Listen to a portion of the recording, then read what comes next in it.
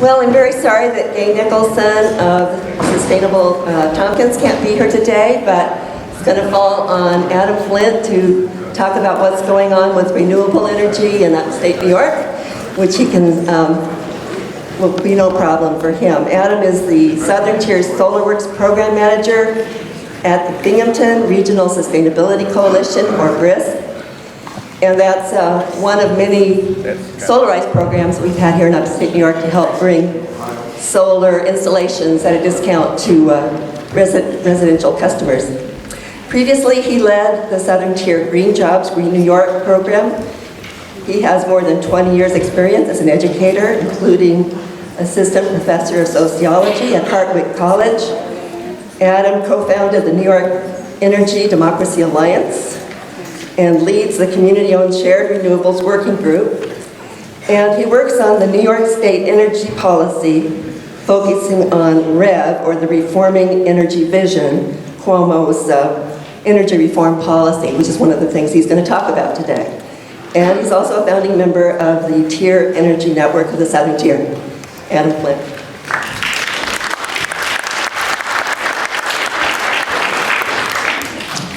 Thanks very much. Good morning, everybody. How's everybody doing? Everybody awake? Yeah? All right, good.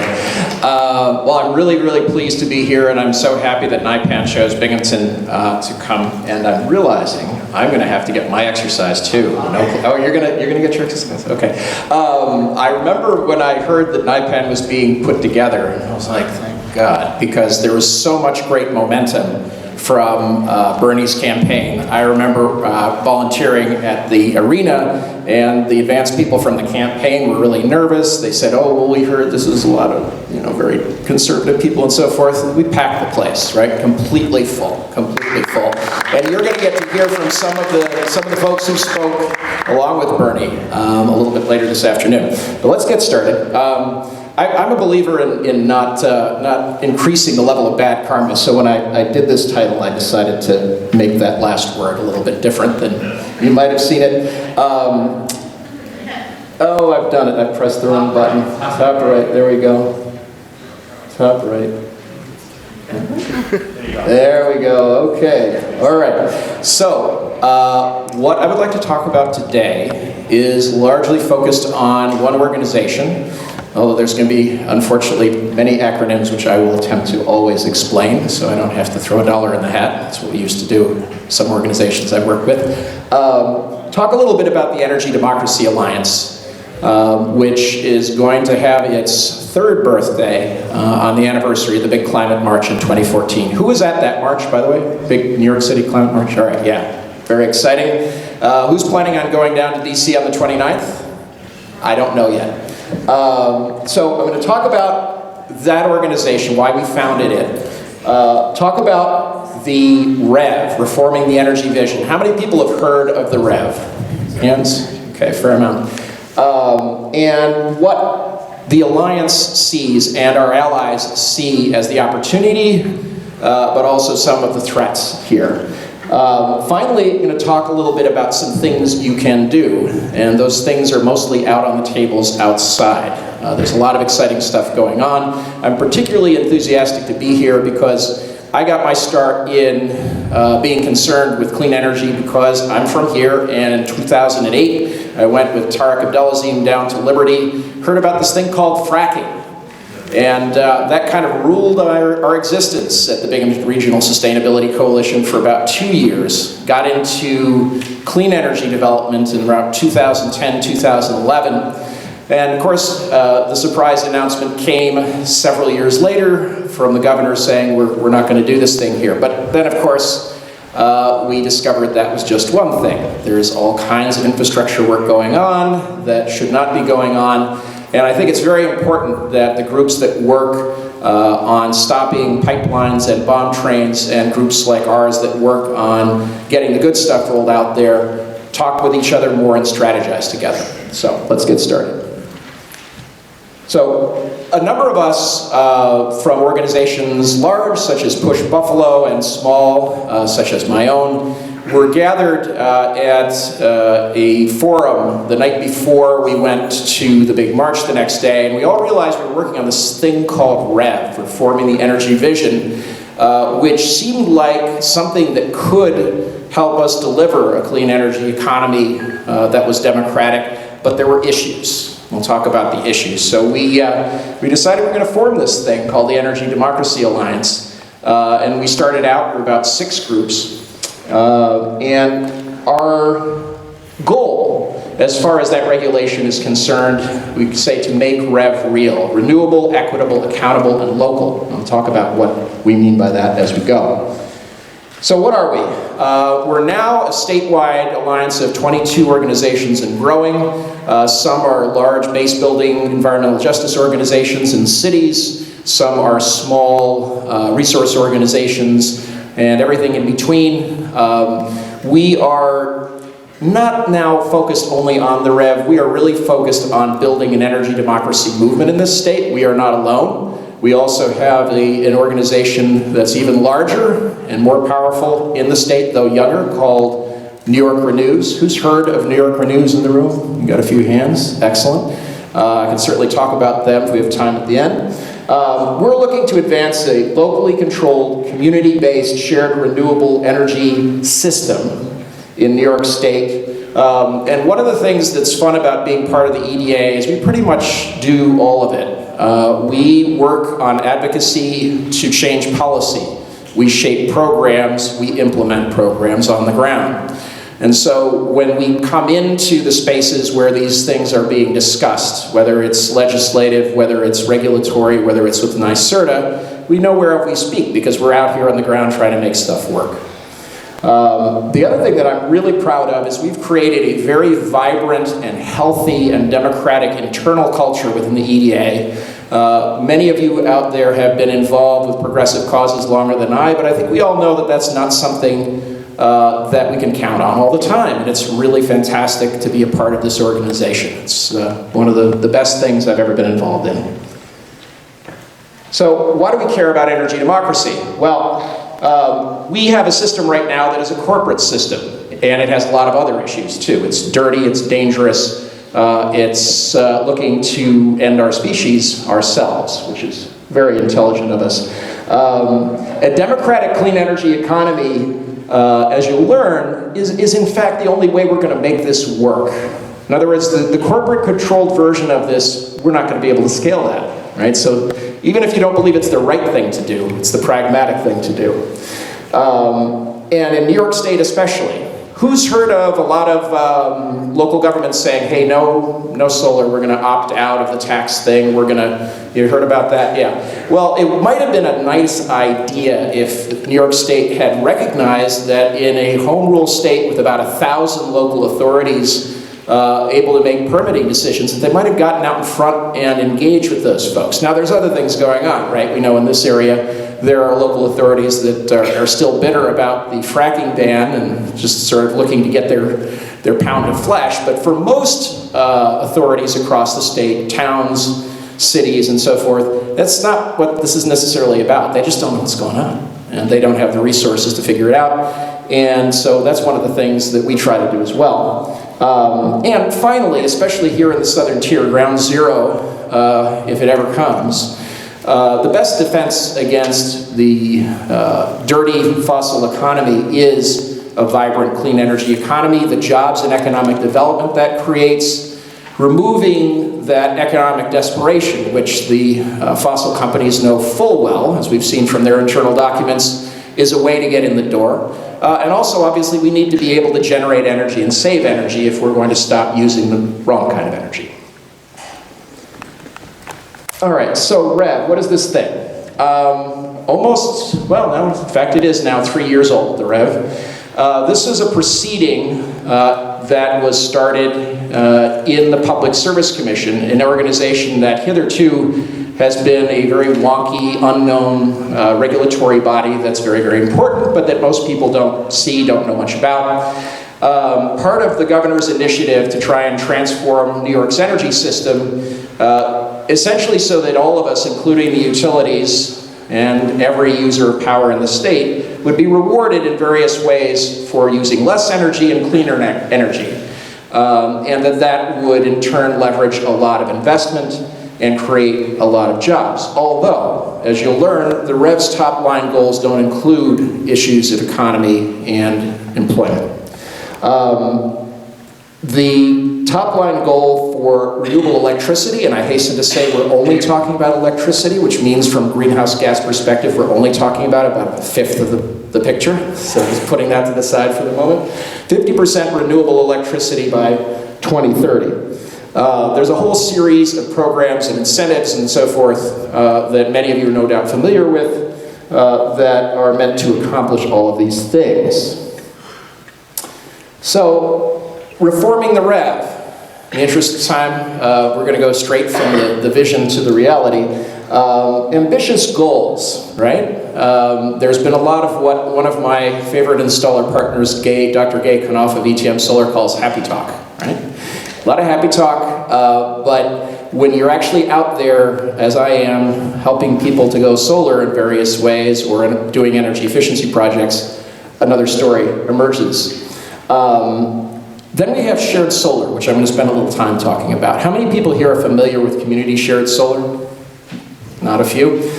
Well, we've got just maybe 2 projects turned on after almost 2 years, right? And one of them is in Trumansburg, where Renovus Energy, one of our best in-state solar companies, put up a great shared solar project. Problem is, in order to be part of that project, or any project right now, you gotta be somebody like me, middle class, decent credit, can pay up front. It's not why we got into this.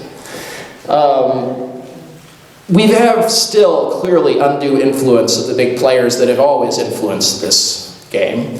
And unsurprisingly, if you look at Richard Kaufman and others who are driving this, we're talking about some of the biggest experiences in some of the biggest financial institutions, some that were implicated in the fun and games of 2008. And so we don't want to see this. We don't want to go from a centralized, vulnerable, dangerous, expensive fossil and nuclear corporate-owned system to a distributed, resilient, safe, affordable, corporate-owned system. That's one of the things the EDA is looking to avoid. So what have we been up to? I'm just going to focus on 3 things. One is the energy affordability proceeding. In 2015, which was the last year we had a serious winter, or 2014, I'm sorry, got the year wrong, we had an unprecedented number of shutoffs in New York State, people having their electricity shut off due to lack of payment. And this wasn't a unique year in the sense of having a lot, but it was one of the worst years ever. And it was bad enough that we were able to mobilize a fair number of people across the state to deal with that, and there was something called an energy affordability proceeding. I don't know if anybody here was involved with any of those actions. Anybody here? Back there? Where were you? Ulster County was Citizens for Local Power. All right, so that is a fantastic organization. If you're interested in community choice aggregation, which I'm not going to talk about, go see her. Go check out Citizens for Local Power. Great group. Groups across the Hudson Valley, across New York and Buffalo, Syracuse, New York City, took action to, there we go, a little bit of images here, took action to bring home the reality of people across this state who literally are having their lives put at risk, right, because of the way in which we have a system that allows utilities to shut off power, that allows utilities to have an entire rate structure that is way too high for a state that produces a heck of a lot of electricity of its own. We did succeed in, I would say, having some victories within that proceeding. We're nowhere near where we need to be, but it did show an early win, if you will. I'm going to get to this slide in just a second. One other thing that we did do is we pushed for hearings on the REV. I would dare say that if we were standing in this room 2 years ago, almost nobody would have raised their hands. So here we have this proceeding that seeks to upend one of the largest U.S. states' electricity systems in ways that are profound, that are being watched by the industry across the country and really across the world, and New Yorkers don't know what's going on. and are not really being asked for their input. So we did succeed 2 years in a row through pressing the commission and the governor's office to get that happening. It's one thing, however, to get a seat at the table. It's another to get people to listen when you talk. That's where we're having issues. So the third thing we're doing, and the thing I'm going to spend most time on because I think it's the most exciting, impactful, and best illustrates energy democracy, is the work of the community-owned shared renewables group, which I coordinate, of the Energy Democracy Alliance. We created this right after the Public Service Commission enabled what is wonkily called the Community Distributed Generation Order. And all that means is that now it's possible, in the case of solar, to have a very flexible way of developing these projects that, if done right, should and could include anyone, regardless of income or zip code, as the governor famously promised when he unveiled this thing.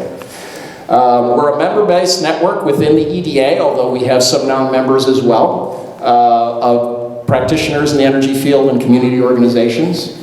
And we are doing pretty much everything there is to do in the shared solar space, building business models. We're going to create a fund to allow us to develop these projects.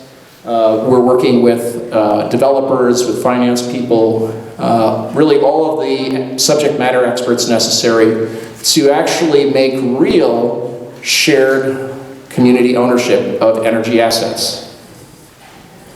So this is one illustration of how this works. Most solar hitherto, you got one customer, right? Whether it's me on my rooftop, which I can't, by the way, because I live in a forest, or whether it's this school, it's one, right? The idea of community shared solar is you can have a mix of different off-takers, as they're called, or members. And there's two basic ways to do it. One is the way that's currently possible, more or less, economically in this state, which is a pay-up-front model. That's what Renovus has done over in Trumansburg, and there's a bunch of others that are going to go online relatively soon. That's great for people like me who live in a forest but have the financial stamina to pay up front. The pay-as-you-go model is really the brass ring, and it's what it says. People who are members of the pay-as-you-go shared solar project, they don't have to be anybody in particular. Property is not a factor, credit is not a factor, transience is not a factor. You simply pay month to month, simple. And essentially, it's like what you're doing now, kind of, because all of us are getting our power supplied from God knows where, through NYSEG, usually, right, in this neck of the woods. That is, the deregulated utility is delivering your electricity to you, right? Where's it coming from? Well, the electrons, or whatever electrons are nearest to you, the ones you're paying for, that's a contractual relationship that you've established through the utility with some supplier or other. We're not getting into the business of being energy services companies, but in essence, you also won't be receiving the electrons from these projects. You'll be receiving credit on your utility bill, right? So that's how it goes. You've got an array off in Trumansburg, which, by the way, you could be a member of here if it wasn't all subscribed, because it's a big area that you can qualify within.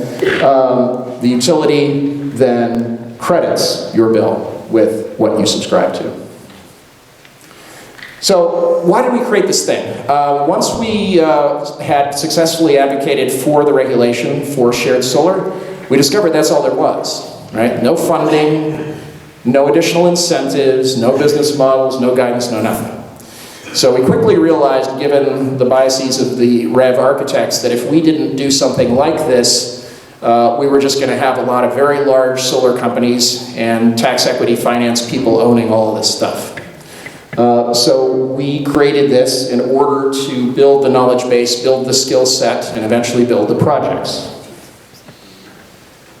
So, why community-owned? How many people have heard talks in this room about the implications if we were able to harness the money that is leaking out of our communities in the form of our mortgages, retirement? Anybody had gone to talks like that? We're talking about billions of dollars, even in a small community like this, in a place like Buffalo or New York City, trillions of dollars. Well, energy may not be quite as big, but it's close. Right? We've got huge profit-making enterprises generating electricity and other forms of energy which we do not own. And so part of the idea here is by having local ownership and local control, we can have more decisions about where it goes, who it serves, and what the terms are. Also, the more of these things we can do, the more we can actually scale, the more jobs that can be created. And like other locally owned enterprises, they just recycle more money in the economy locally, right? So it's a better deal for the people living there.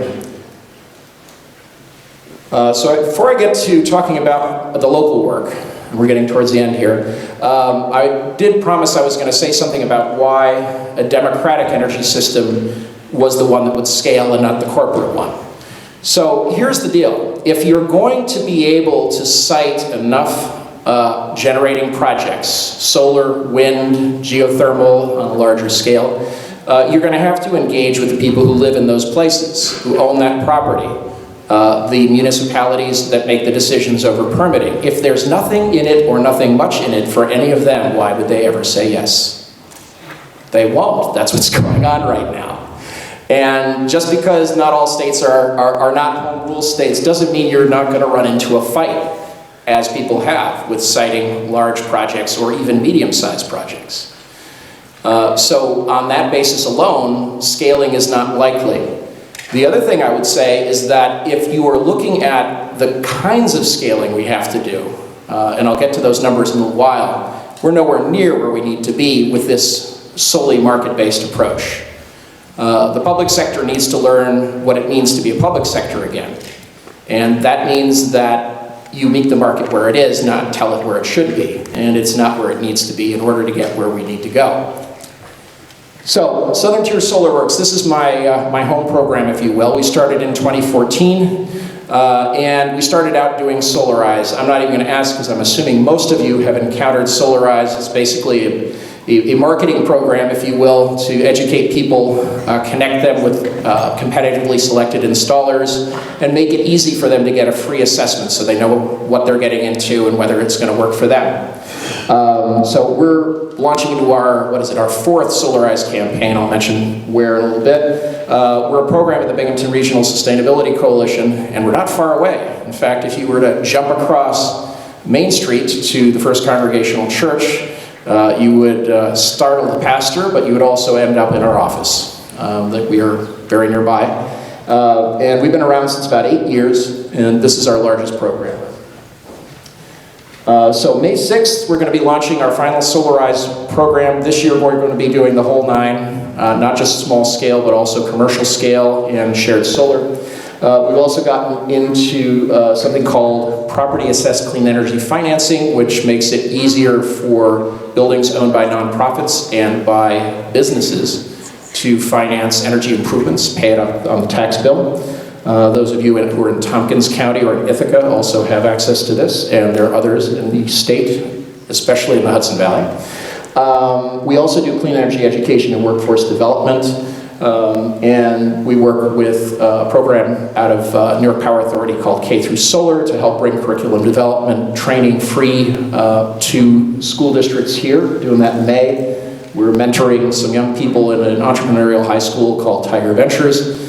And probably my favorite part of my job, the Energy Corps internship, which I'll mention in just a second. We also serve as subject matter experts for governments and other community groups that are trying to sort out REV and solar. So this is one of our earlier interns, Marley Urdanek. She worked with us when we were partnered with Cooperative Extension of Tompkins, or of, them too, but it was actually Broome County. She's now a consultant in New York and London, working in the energy field. We're going to hit our 100 mark this year. We're going to have had 100 interns come through our program, and we're actually building up our alumni dossier, if you will, to be able to show people what these young people have gone out and done. Here's where we're going next, shared solar. This is a project we're working out in Bainbridge, Guilford area. You can't really see this very well, but the banner that we're holding in the press event there is actually a very large image of the Trumansburg array. It looks a little bit odd, an array that's not real in a field. And if we succeed with this project, and that is an if, it would benefit a little bit over 125 families, depending on how we structure it, and we want to structure it as a pay-as-you-go model. So, rev at the crossroads. If you look across the country, you see places where the utilities are clearly winning. Net metering is being driven back in a lot of places. We recently in New York had a new way of valuing solar that many of us are not happy with. What I will say is that the dynamic in New York is far better than in most states. Not all. I'd say the dynamic is better in California and Massachusetts, and was better in New Jersey, certainly always better in Vermont. But the balance of power with the utilities is in better shape here than in many places. That being said, we're just not cutting it from a perspective of meeting climate and clean energy goals. So if you look at the projections done by Ingrafia and others, not just the originals, but the revised version, you know that 50 by 30 means we need about 1,700 megawatts for the next 14 years. Well, last year we did 227. Not so good. And I can show you in the Q&A if you want, our growth is slowing. Whereas across the nation as an aggregate, we're still chugging along at about 20%. We lost 800 installer jobs for a net solar job loss, because there's other areas other than installers, 135 according to the Solar Foundation. And as I've already mentioned, community shared solar is kind of stalled. And this last one is particularly damning. There is a NYSERDA rooftop program for low-income folks. 102 is the number of people served last year, number of families, of 3 million. So, last things before questions. There's a couple of things coming up right now, okay? One is, how many people are aware that we're down to 2 of 5 public service commissioners right now? Yeah, got a few. So the Public Service Commission is appointed by the governor, confirmed by the Senate, typically a political football. You get one Democrat here, one Republican there. That's what we got now, 1 of 1. We're pushing for people's commissioners, okay? And so I'm not expecting you to see this and note it down, but there's information on the table outside. If you would like to sign a letter, I would very much appreciate it. And the other thing you can do, which would be really fun, but I'll get to in a second, is doing a selfie or getting a friend to help you do one for our social media campaign. We want to choose commissioners that are for all of us, not for the multiple interveners and the utilities of the world. So that's one thing you can do, and this is what it looks, no it's not, where the heck is my other thing? Oh, there we go, it's out of order. This is what it looks like. So when you go out to the table, you're gonna see a piece of paper with the EDA bug at the bottom, and also some pens and stuff. And if you want to mark it up and take a picture of yourself, you can send it off to the person whose email is on the table with it. All right, going back. All right, so here's the last opportunity. Our good governor is in the habit of scraping money out of what's called the Regional Greenhouse Gas Initiative, which is basically a fund that allows coal plants and others to pay to pollute. He scraped 23 million out of this. He was going to throw it in for paying for solar tax credits. Who benefits from solar tax credits? Anybody want to take a guess? People with money. Yeah, that's very good. Well, it's not very good, but it's good you got it. And so the Assembly, oh gosh, Latrice, help me out here, from Brooklyn. Walker. Thank you. Latrice Walker did a really good thing, took some leadership, proposed to Heastie that the Assembly say, no, why don't you take that, you're going to scrape it out of Reggie, which by the way we don't like. Why don't you give it to people who really need it? Why don't you put that 23 mil down for shared solar? So that's in the Assembly One House budget right now. You probably don't need me to tell you that it's not in the Senate One House and that the governor has other ideas. Let's try and tell the governor what he needs to do and find a couple of senators to help, because the balance is very, very, very, very tight. All we need is a couple. So with that, I'm going to stop and take any questions.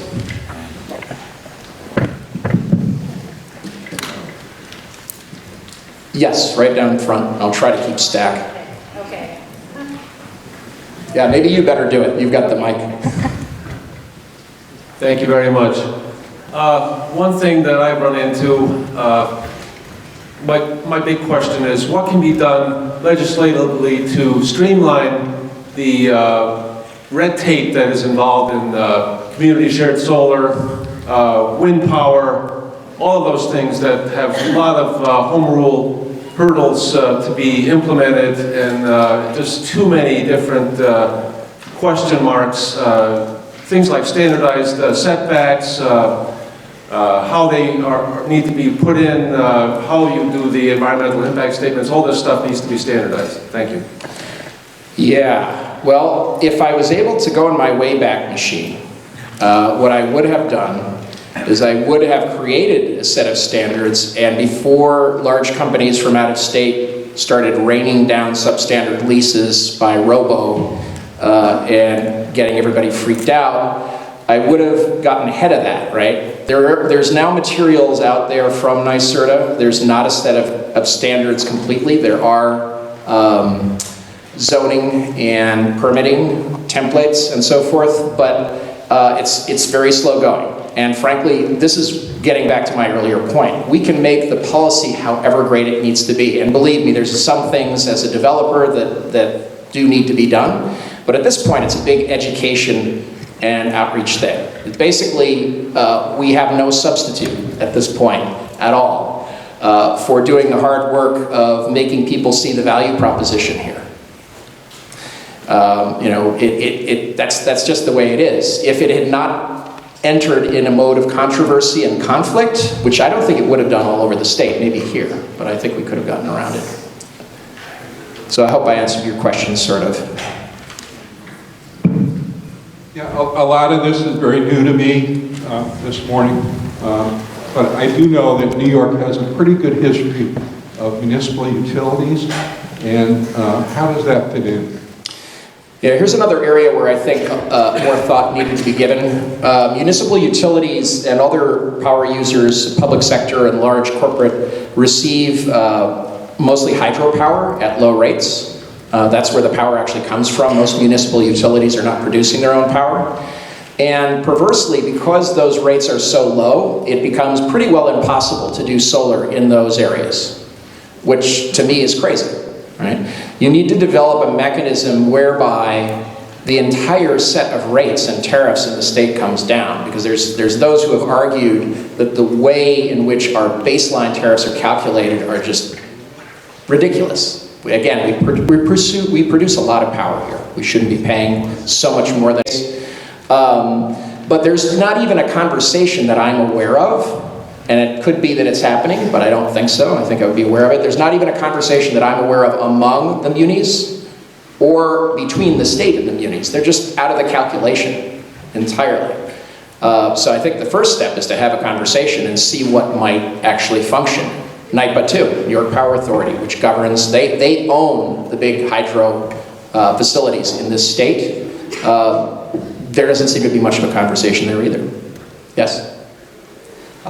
Just wanted to basically, this was something I wanted to say for the healthcare thing too, but it ties into this as well. Why this is so important is the discussion, the information that we're learning from you. We take it to our communities and we encourage that conversation that you're talking about, because that's the way to start. But, you know, capitalism is good in a way, but competitive capitalism. And right now it looks like there is a corporate controlled competition between energy companies of just electric. And I guess the question I have is, there's competition among energy, but not solar and wind, and clearly that's due to the lobbying and the corporate-dominated world of electricity. But what would the benefit of competition be if solar and wind got involved in the energy business mainstream, like National Grid and all those other companies that currently are raking in a lot of money with electric power? Would it allow the energy costs to become lower due to competition? Well, so maybe I left a false impression. Where there's monopoly power really is where it's been granted by statute to the utilities, right? They're given sole ability to operate in their territories. They have to do what the Public Service Commission says. The solar space is intensely competitive. I'm not going to speak for wind because I'm not very knowledgeable there. However, I mean, part of the issue is how does the public sector set the rules of the game so that it accomplishes the public sector goals that some of us feel ought to happen?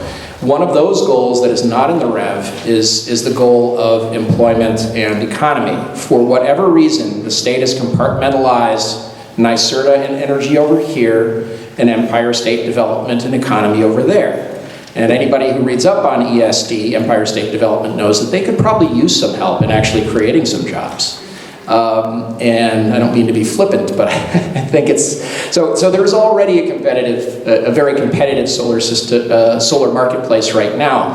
The issue is that because the way in which the policy was structured has ramped down incentives and value too fast. Well, here, let me show you.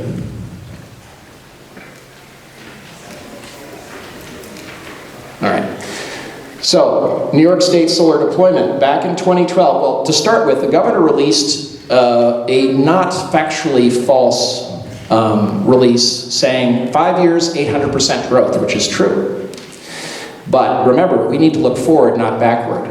So let's look backward for the moment and see that in 2012 we had 42.4 megawatts deployed. Next year we grew 32, next year we grew 46, next year we grew 79, last year we grew 27. Not good. People are out there busting their butts trying to deploy solar. The way we bring down costs, primarily, is by bringing down soft costs. If anybody's been following the panel market, darn near crashed, right? In the early part of this year, panels are dirt cheap. Where we can bring down costs is in customer acquisition and all the other things that are not hardware related, or finance. We can bring it down there. But you only do that if you develop projects. You actually put solar in the ground or on rooftops. We're not doing that. Next question, please. Hi, I actually have two and they're not related. Whatever happened to feed-in tariffs? Have we given up on that? And wouldn't that help your cause to actually help individuals who can pay to participate in feed-in tariffs? And then, my second question, not related, who underwrites the pay-as-you-go wonderful plan you want to happen across the state? I'm going to answer the second one first because I think that's likely to go somewhere. So the way in which, because of the, actually I can combine them. We largely finance solar through tax credits in the United States. We have a 30% investment tax credit at the federal level. And somebody give me a 5-minute warning or something so I don't blab on too long. And we have in this state a 25% tax credit. What happens with large solar projects, not just shared solar, but large solar projects in general, unless you have an owner with deep pockets, a corporation that can just go ahead and pay, you have a tax equity investor. And what that means, let's say I am a big real estate person, or I have what are called passive investments, that is investments in a company that I have no authority, no management over. I can take it off my taxes and give you enough money to do the development. That's the very simple version of it. It's like when I got my geothermal system, I had a 30% tax credit at the time. It has gone away, but I paid no federal taxes year 1, no federal taxes year 2, and I had a little left over year 3. That money went to the installer. So it's a third-party finance model. The feed-in tariff model, which is in existence obviously in Germany and some other places, is an entirely different model, right? This is basically where people are getting paid a pretty healthy rate directly for the electricity that's produced. And if you want to ramp up solar fast, that's probably the best way to do it. I mean, the German market has had some issues, but I think they're overblown. To get to that place politically, we need an energy democracy movement is what we need, right? There's the feed-in tariff, we're 100,000 miles from that right now in Washington, and we're not a heck of a lot closer here because the people who dominate the policy structure are neoliberals. And some of the neoliberals are more progressive than other neoliberals, but that's the framework. Isn't there feed-in tariffs in some states like Oregon? If there is, I am ignorant of them.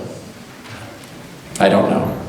I have to say I'm a bit tunnel visioned in New York when it comes to a lot of this stuff. So I'm not aware of a feed-in tariff system in Oregon. Are you aware of any movement, any motion, any group that is... In this state or elsewhere? No, I'm unaware of that. So, quick question, Adam, in the back. Anna. Okay. So 2 things. One, do you have plans for a training program? It seems to be something that would be really helpful, would be to have cloned atoms that we could send out to all of the county legislators with this information. And it seems that if you've had as many interns as you've had, is there an idea in place to train some of them to do presentations like this so that people understand the economic value, and particularly to county legislative groups, and in particularly Northwest, I think would be phenomenal. So that was one quick question. And the other is your thoughts on energy smart communities. So we're working right now with a utility company in Tompkins County, for example, that's putting in net metering and hopefully allowing for distributed energy, which of course is getting the energy companies involved, which has its own major issues. But I'd love to hear your thoughts on that being a mechanism of at least initiating distributed energy. All right, I'll try to be quick. In terms of the replication thing, my family would appreciate that, as would I, but I don't think we can do it that way. As far as the kinds of talks we typically give are very straightforward, here's how you go solar kind of thing, as opposed to this policy kind of thing. And I think I also have staff, so I think that you're right that we need to do some training and do some more dissemination. We do have some fine colleagues in your neck of the woods. I mean, Terry, oh goodness, I'm forgetting his name, over at Cooperative Extension, can do all this. But yeah, we're in demand at boards, at village boards, town boards, even boards that are very conservative and opted out because they want to know what's going on. And then maybe they'll change their tune, maybe they won't. As far as your second question is concerned, I am less knowledgeable about energy smart communities with NYSEG than you are. What I will say about working with NYSEG, especially and the utilities, is that the REV contemplates giving them huge responsibilities for program delivery and execution. They need to learn how to communicate. They need to learn how to do business in a way that is not monopolistic. It's just really difficult for me to envision, quite frankly, the kind of boots on the ground, energy education, agile communication kind of thing that even, NYSERDA has got its issues, believe me, but by comparison, I can pick up the phone and find somebody at NYSERDA and get stuff done. But I would say that's the number one challenge, and I have heard little bits of gossip here and there that with energy smart communities that is definitely a factor. I mean, with anything you're doing, when you have a lot of collaborators, it's complicated. You need to have good, fluid communication. So I'm sorry I can't really answer the substantive question. Hi, Adam. Ruth Young, way back here in... Hey, Ruth. I see between 2015 and 16, there was quite a drop in the increase for solar. Does this have anything to do with the rumor that has been growing about pushing back on net metering in New York State? Oh, it's more... And where the heck is this rumor starting? And what do we do to the source of this rumor to make it go away? Yeah, well, it ain't a rumor. If you thought that talk was wonky, there's a proceeding that is halfway through called the value of distributed energy resources. And to simplify, it's the value of solar or wind or whatever. What's the electricity worth, right? Monetarily speaking. As of March 8th, net metering is gone unless you're talking about residential. So it ain't a rumor, it's real. It is gone in a way that is staggered. I'm not going to call it all the things they call it in the order because it's fiendishly complex and opaque. But there's a transition period whereby most people will get the same value that they would have gotten from retail net metering, right? Things won't change. For rooftop people, again, middle class people with money, nothing much is going to change probably until 2020. And I won't explain my probably because it involves calculations that are time consuming. So net metering is in fact becoming something of the past. Now, to be fair, when we first started down this REV journey, I was anticipating that we would have this kind of value stack approach, but that solar would be worth more than retail, more than remote net metering, right? No, not right now anyway. And that's contrary to the research, and it's certainly contrary to the social goals that we have. As far as what can be done about it, join the energy democracy movement. I mean, one of the things that I'm advocating for, and I hope is going to happen in the next 6 months, is to have a summit where the groups like New Yorker News and ourselves and a few others have a sit down, with the groups working on pipeline and fracking issues, and we communicate better, right? We strategize better. We have our priorities, right? We're not going to do each other's work, but I think we need to do that. I'm certainly not as up as I ought to be on the different pipeline battles, and you know, to an extent, I will probably always be behind people whose focus is on those things. But you know, it is unfortunately more than a rumor, and for most people, it's going to be an unpleasant surprise. Everyone's grandfathered, by the way. If you have a system, you're sitting out here in the audience right now, this doesn't apply to you. But it is going to make things harder also because this VEDR, as it's called, is complicated. And when you're dealing in complexity in the world of asking people to do something new, that's not helpful. One last quick question. Yes, my name is Jennifer Davis, and I live near Utica. Hi. Senator Griffo's territory. Yes, that's him. So I want to ask a question as a personal consumer of energy in my residential home. So I attempted to get solar panels for my home, for my rooftop, and because of the fact that I live in a wooded lot and I don't have the correct facing of my roof, it was considered not profitable to do so if I would have been applying for financing at a personal level. So when I found that out, what would be my next step if I'm wanting to buy into personally renewable energy? Well, my advice would be to join a shared solar project, but then I just finished telling you that we're having trouble developing those. So what I'm also telling people is, don't make it a secret. Senator Griffo is the head of the Energy and Communications Committee in the Senate. Senator Griffo is not supportive of the $23 million to develop low-income solar. Go call Senator Griffo. That's what I would say to anybody who is in Senator Griffo's district. Anyone who has a senator, and you all have one, let them know. Information about this, again, is on the table. There's a letter that explains what it is. And, you know, it's uphill right now. I will be frank with you. If we win, I'll be in joyous shock.